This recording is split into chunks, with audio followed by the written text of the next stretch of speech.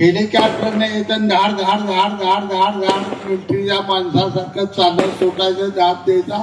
दाग दापाशा दाखवायला चाललंय काही नेमकं निवडणुका लढवायला का तुम्ही गुंडगिरी दादागिरी आमच्यावर करा फिरायला तुमच्या सगळ्यांना माझी आई शपथ आहे तुमच्या आईची उमेदवार या तालुक्यातला मिटिंग होऊन बाबासाहेब देशमुख आणि बनकरावा जाहीर केला का मी आनंदामाने जाहीर केला होता तुम्ही सांगा खरं बोल उमेदवार जाहीर केला एका पक्षानं मिटिंग घेतली शेतकरी कामगार पक्ष स्वतंत्र लढाई खेळणार आणि आमचा हुकमी एक्का बनकरावा उमेदवार जयभाऊ नाव मला ठेवतात 50 वेळा गावात नाला माझ्या त्या ऑफिस पुढे जात आहे भुयारात गाडी बाग बाग बाग वाजत जाते ती करोडोपती असलेल्या त्या बाळाचा बेरंडिया बांधल्या जातात आमच्या गरीबाच्या घरी त्या ऑफिस पोराच्या तर मिळाला सातू बाळा सारखं मग चौदार जेवण करायचं तिकडे का पळत ही लढाई मी जास्त बोलत नाही या शहरासाठी माझ्या हट्टापोटी साहेबांनी 200 कोटी रुपये दिले त्या 200 कोटी रुपयाची जर तुम्हाला काय दया माया दाखवायची असेल काय हे आपल्याला साहेबांनी दिलेलं त्याचं काय फेडायचं असं धनुष्यबाण हेच मला झटका नाही जाणार दे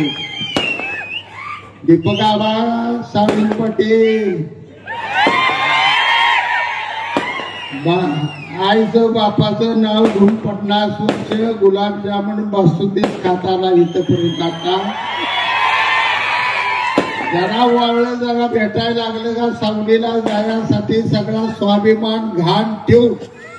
आजारी सलाईन लावून सुद्धा गडी पळव सुखान बाळासाहेब हृदय बांधल्यावर काय आमदार काय दीपक आबा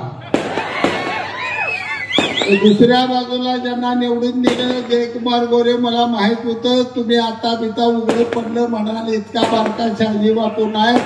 तुमच्या रकमा एका पक्षाला पोचल्या ती जवळ्याला कशा गेल्या टायमिंग माणसाची नावं मला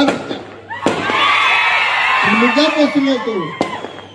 निवडणुकीआधी मला माहित होतं भाजपनं माझं कपाट बोललेलं आहे पण मी शांत राहून काय बोललो नाही टीका केली नाही पराभवानंतर सुद्धा फडणवीस साहेबांवरून सांगतो मी भाजपवर आरोप केला नाही